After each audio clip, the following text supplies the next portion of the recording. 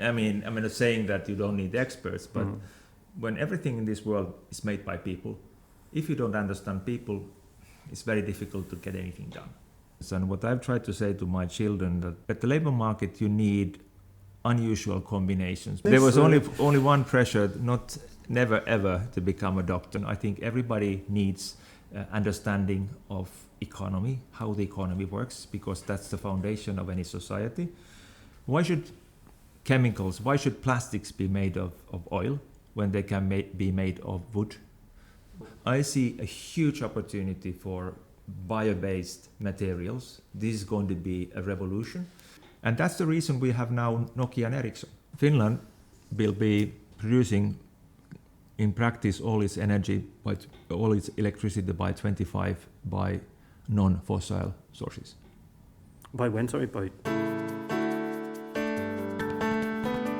This is the Person of Interest podcast, where we meet extraordinary people with a story to tell.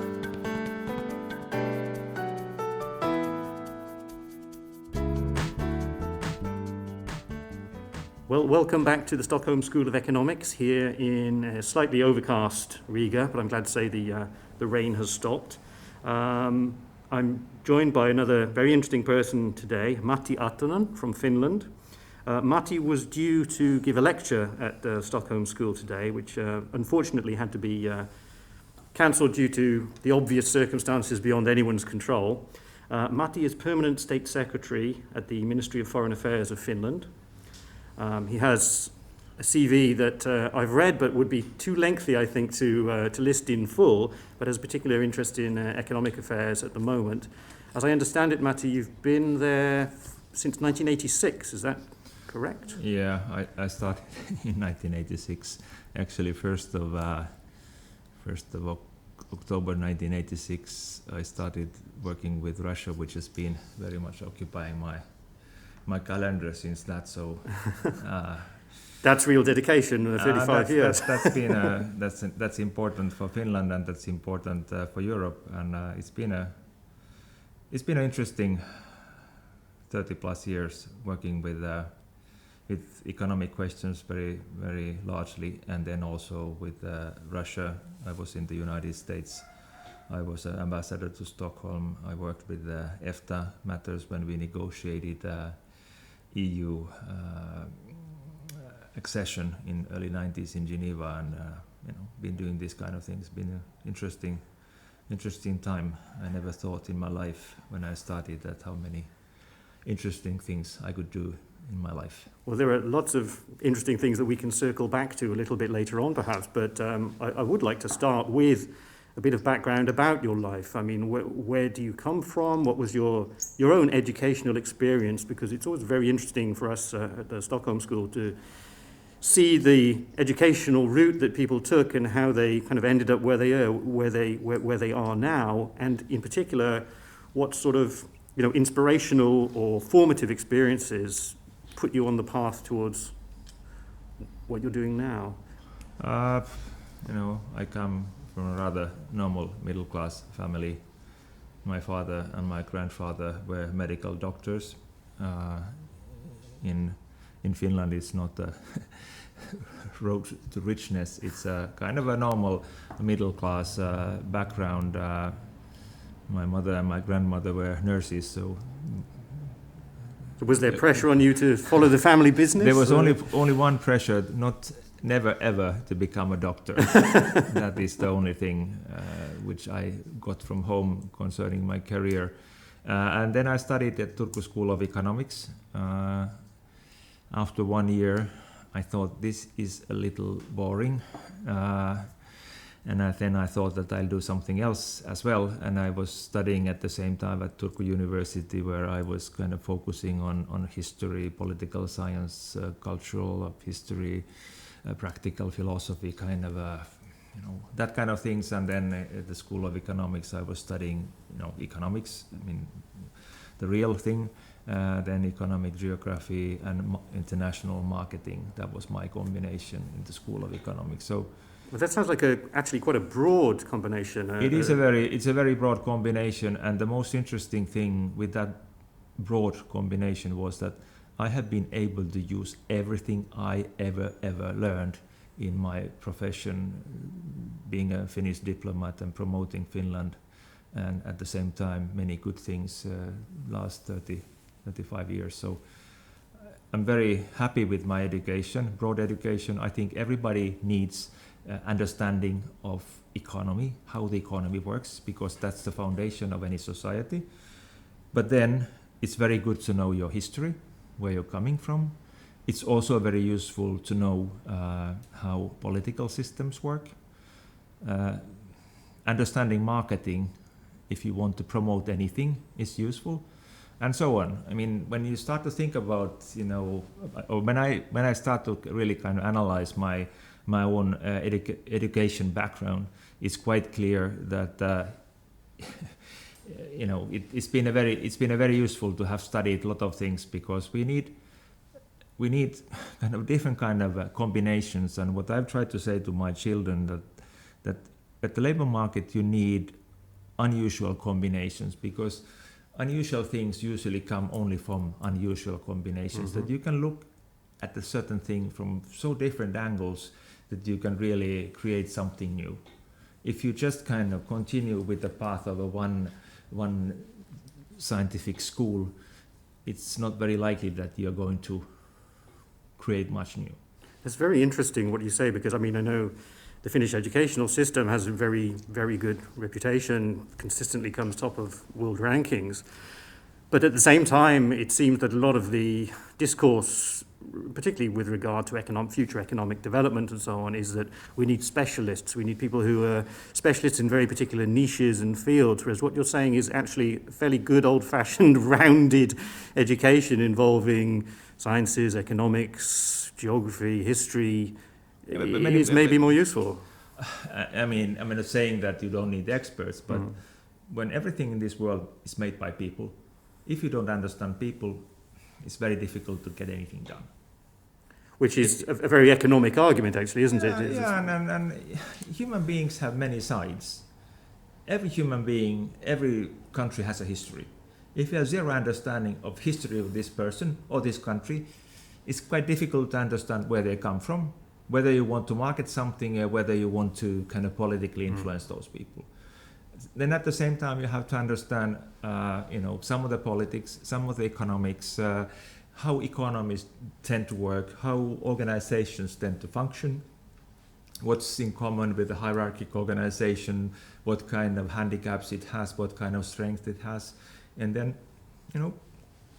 as I said, I've been happy with the rather broad, old-fashioned combination of things, and I spent a lot of time studying, and I think my parents must have been at some stage rather frustrated that this guy is just studying all kinds of when's he going to decide obscure things that when he's really starting to go ahead in his life. But then I spent 10 years studying all kinds of things, and then I've been 35 years working on something I've enjoyed every day. Well, turning to things which are working or not working, strengths and weaknesses, the lecture you were going to give here was about current economic outlook and developments in Finland.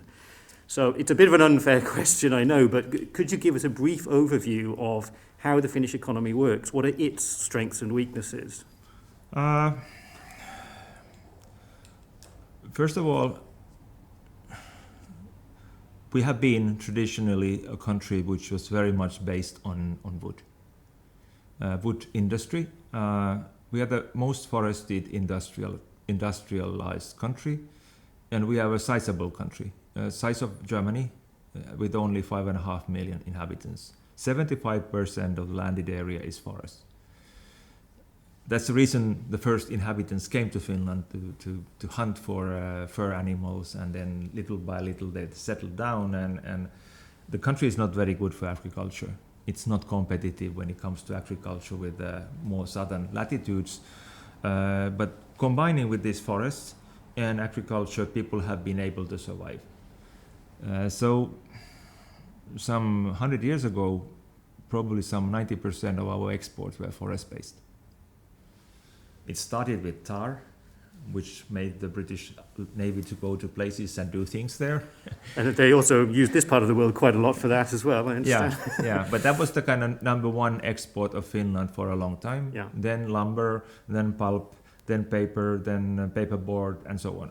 That's still an important part of our economy, and left around 20% of the exports come from there.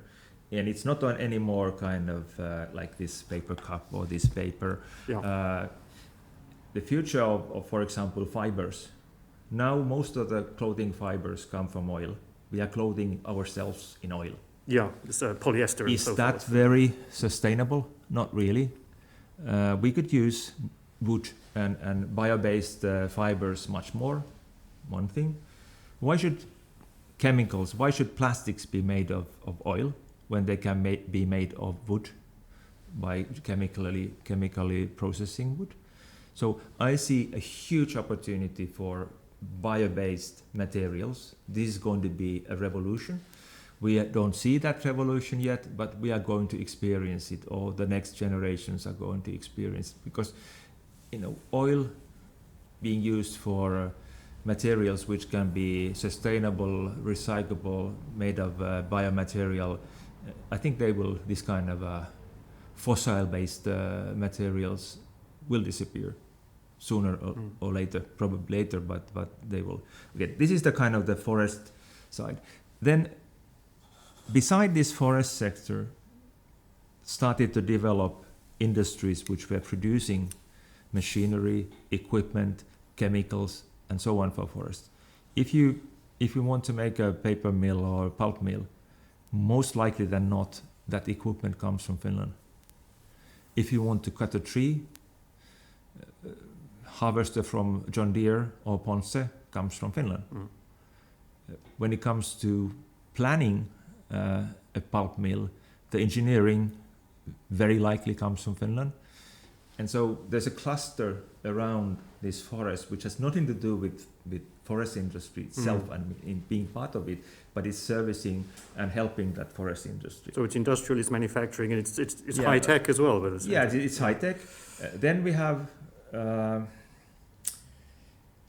when Finland was part of the Russian Empire, the Russian Empire in the late 19th century wanted to take over our telegraphs.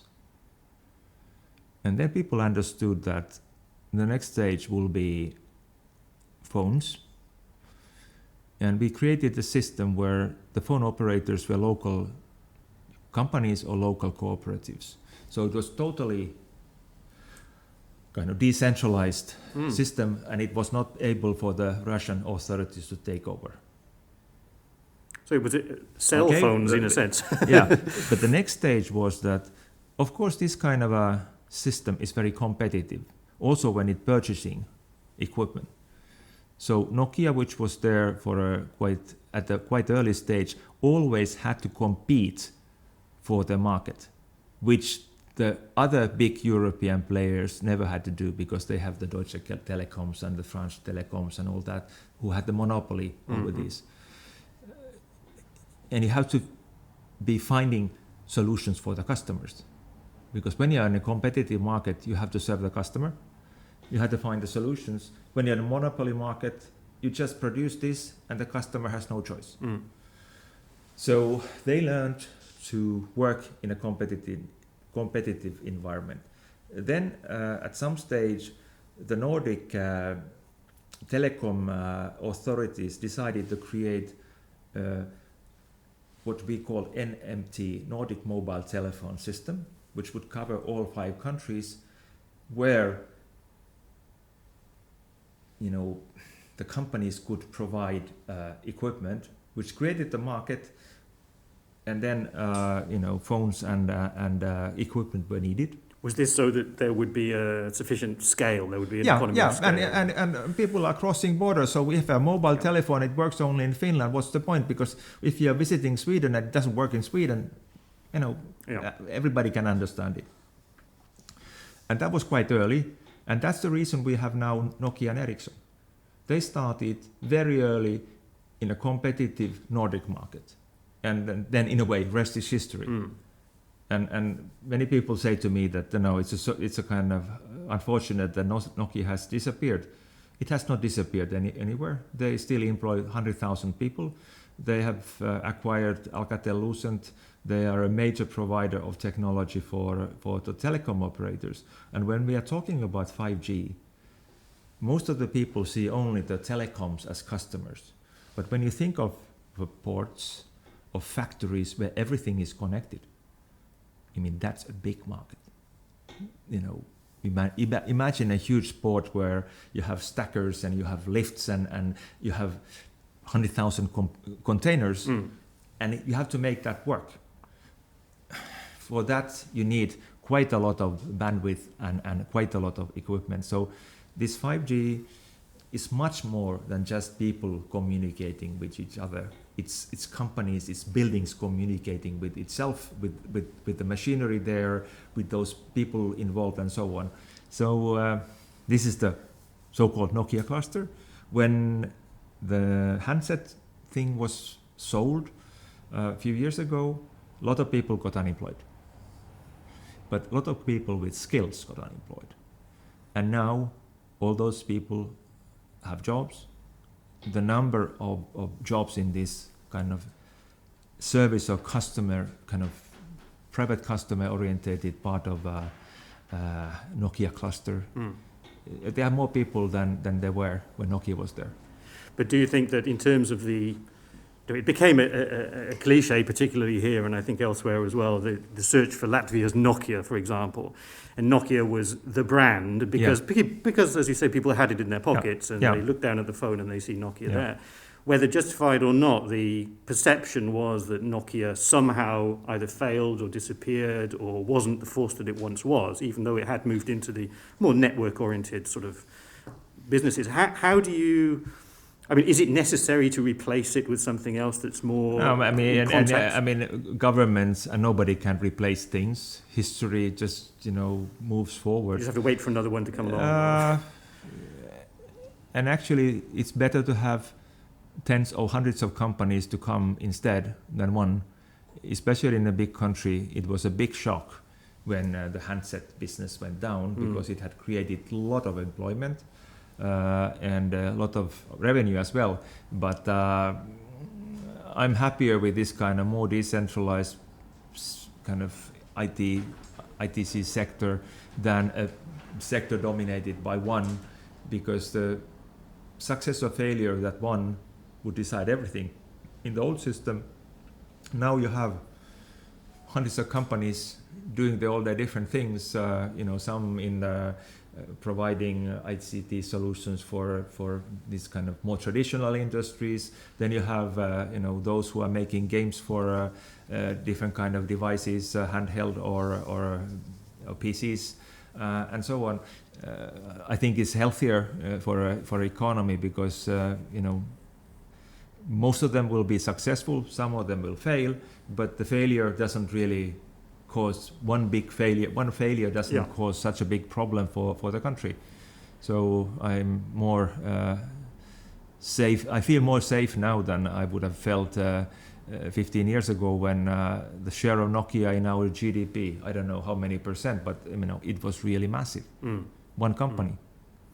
And that creates a vulnerability. That creates a vulnerability, and that's no good. Of course, it was good from the point of view that there was a lot of money rolling in. Very fast economic growth, and a lot of people got wealthy because of the option schemes. But in the long run, to imagine that the Finnish company would be able to hold 40% market share in such a kind of fast evolving thing as mobile communication, was that realistic? I don't think so. I'm interested to hear you cite the Nordic Telecoms companies getting together to create their own playing field, as it were, their own market. And if we could use an analogy, perhaps, in that Finland at the moment is chairing the Nordic Council of Ministers and the Nordic Baltic 8 format as well. This is a more of a political and a diplomatic drive. Is this also the way to sort of create a new environment politically, which then the rest of the world can kind of catch up with? Because it seems to be what happened in the business world with the telecoms was there was a fairly clear vision of the future that was going to be based upon, the highest possible technology, the highest possible standards. Is it possible to do something like that? How does a country like Finland sort of take the lead in that political arena to try and improve the situation in a wider sphere? I don't think it's what happened once was kind of a consequence of certain historical facts, and then you need also luck. The Nokia phenomenon of 1990s of Finland was not predetermined that it would be a success. Yeah. It just happened to be that. And you cannot plan that kind of things. They happen or they don't happen. Most often they don't happen. And then you have a once in a lifetime opportunity that the value of Nokia share went up 100 times. Okay? Do that kind of things happen very often? If you could plan it, people would probably plan it a bit more often, wouldn't they? Yeah, they would have sold their shares already when it went up by twice. Okay, so Well, I guess what I'm getting at more is this idea of a sort of Nordic excellence, as it were. Yeah, maybe there we have. There was nothing predetermined in the decision to create this Nordic mobile telephone system. I think there were kind of probably people who were brave enough to think out of the box, because something like that had never been done anywhere before. From the hindsight, it's quite logical. Why on earth people didn't do that elsewhere? Isn't it useful that people can communicate also when they are not by their fixed line? Quite sensible, but we were just so limited in our thinking, and we come back to this first part, that therefore it's important that you come to solutions from different angles. You can just you need the capability to notice. How much did Mr. Elon Musk know about car industry when he entered the car industry, and how much did General Motors, Ford, Volkswagen, Renault know about car industry? He knew nothing, and they knew all. And what happened next? People bought cars. Yeah, and this guy with zero understanding of the industry has the most valuable company in the field, and those who knew everything are catching up. Yes, but it took a long time for big bureaucratic companies to understand that we are on the right track. We are not on the right track, and therefore this kind of out of the box thinking. But in a bureaucracy, it's not very easy to push that kind of thinking.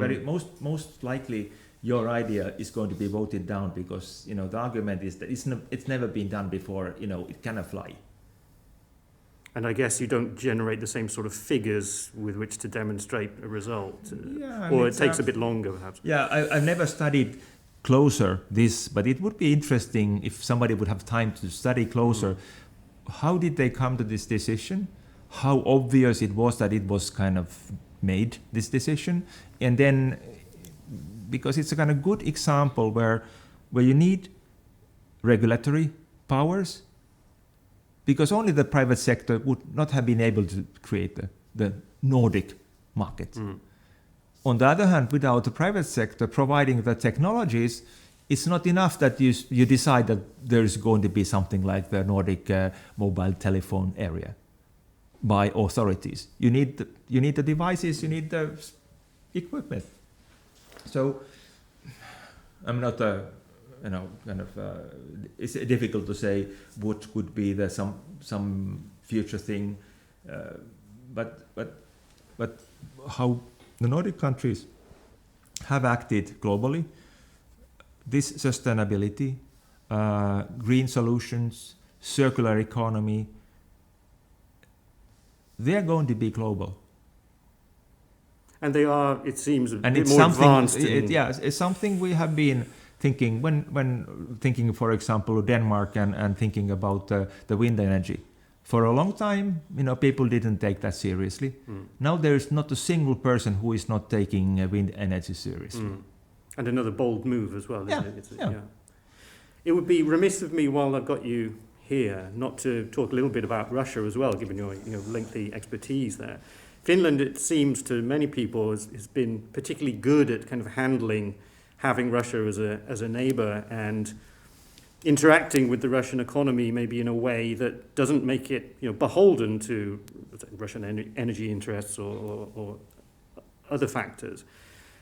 What can the world, it's an old question, but what can the rest of the world learn about dealing with Russia from Finland?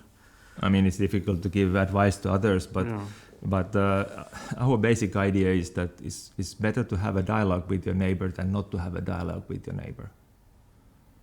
Because you are bound to have also things where you disagree, and it's easier to talk about those things you disagree when you have already a dialogue than you want a dialogue when there's something where there is already a problem. So a dialogue at all times. Yeah, the neighbor doesn't go away, and things are usually easier when they are done in some kind of a collaborative manner with the neighbor. We have many things which we have been able to do with the present Russian Federation. First of all, I want to underline that it was much more complicated with the Soviet Union, because Soviet Union had a different kind of a worldview, different kind of a politics, different kind of a political thinking. It was a communist country with its own aims and ideals, and also this ideology made it very difficult to be having a normal relationship with its neighbors, especially with small neighbors with which they have had conflicts, as with Finland. So it was doable, but dealing with this new Russian Federation, it's easier than with the Soviet Union. And I'm old enough to remember how it was with the Soviet Union. It might have been sometimes a bit more predictable, but I would in no circumstances say that was better, also for the relations. Because when we take, for example, just the economic relations, they had the so-called planned economy, which was not very planned, and it wasn't very economy, which wanted to buy certain things, and the end customers had no say what the Soviet Union wanted to buy from us. Now we have a more normal market economy in that way in our exchanges, that the Russian customers buy those Finnish products they think they are competitive, useful for them, and then we are buying vice versa things which we find useful and competitive from Russia, which means that we are buying most of our oil, most of our gas, and most of our coal from there because it's near. Instead of transporting oil from the Persian Gulf, we buy it from Primorsk, which is 200 kilometers from our refinery. That makes sense. What is the kind of challenge for now is that this week the president of Russia, Vladimir Putin, talked about carbon neutrality for Russia 2060. Fine, they have a goal. But what does it mean that Russia, China, United States, South Korea, European Union, Japan have all the same goal?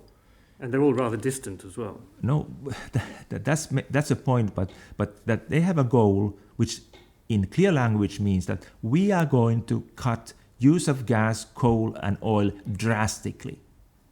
Otherwise, you won't get to this neutrality.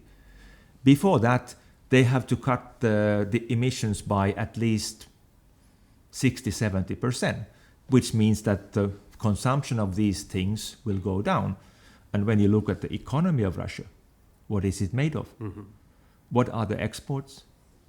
We have already a little example with the case of Finland, that we have had two oil refineries, one in Naantali, the small one, the oldest one, some 60 plus years, and then a newer one in Porvoo, which is a bigger one as well. And earlier this year, they closed the Naantali refinery. So when the refinery, which refines around 3 million tons of oil, closes, you don't buy these 3 million tons of oil. Clear. by 2029, Finland will stop importing coal for energy use. Then the coal imports will stop. Fossil gas we are using at the moment is on its way down for energy purposes. That comes from Russia. So this is a kind of thing we are kind of, if not worried, that we are concerned that what kind of economic model our major trading partner, neighbor, will have when we are on the way from the fossil-based economy. I have no idea, but I'm concerned that there has not been very much thinking what they want. But isn't the likelihood simply that the targets will not be met and will just keep getting pushed back? No. So you think they are serious about hitting those? Just follow what's going on in the auto sector.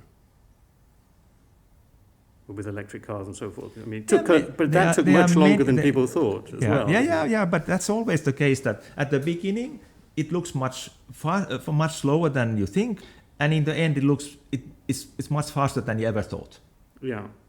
When big European providers start providing new models for their combustion engine-based cars by mid this decade, who will buy a new combustion engine vehicle? Well, it depends on the price, doesn't it? I mean, people will still be buying them here because they buy them second-hand. But then there will be also a lot of second-hand electric cars. Now we don't have second-hand electric cars at all in the market. Mm. But when the first leases of 3 years are finished, we will have a big number of used cars. And at least those who buy new cars, why should you buy something which is clearly a technology from the mid or late 19th century when you can buy something which is from our century and not technology which is 150 years old? But then do you think they will be charged by renewables rather than by the going offline coal-powered plants? Finland will be producing in practice all its energy, all its electricity by 25 by non-fossil sources. By when, sorry? By 25. Okay. In 5 years' time. And you're on track to hit that? Yeah. Well, that is impressive. And maybe that would be an excellent example of this leadership that I was mentioning earlier on. I mean, this is something which we are doing, and something I'm very proud. I mean, if somebody would say that I'm a kind of environmental freak, I don't look like an environmental freak. I look like a old man. But I see the world changing, and I'm happy about it. And I think my government is doing exactly the right thing, being in the forefront. They have set a goal: Finland, carbon neutral, 35, the first industrial country to have done it. Well, I look forward to seeing it because I think it would be something that we could look to here. We need this kind of models. I was yesterday in Vilnius, and I was talking to them, and some of the experts said that it's nice that we have some role models. Yeah. And I'm doing not. This is not just to be a role model. It's not the goal. But we are doing things. But we want to show the world that these kind of things are doable. That you can really change the world to the better. And at the same time, you can, preserve a rather okay standard of living, democratic, equal society. That you don't need to have an authoritarian society forcing people to do things, but you can do this in a democratic way, in a welfare, open society, and at the same time, being friendly to the environment and it's this is one of the reasons I said that I've been very happy working for this country, because I have seen this country doing things which I appreciate, which I share, and the values which I believe in. Well, I can't think of a better way to finish off the podcast than on this upbeat note. Thank you very much for joining me today, Matti. It's been a pleasure talking to you. It's been a pleasure. Thank you. Thank you. Thank you for listening. This podcast was produced by SSC Riga. If you'd like to learn more about the topic, visit the open course schedule at SSC Riga Executive Education. For more podcasts, find us on Spotify, iTunes, or the platform of your choice. Remember, share this episode with your friends and colleagues.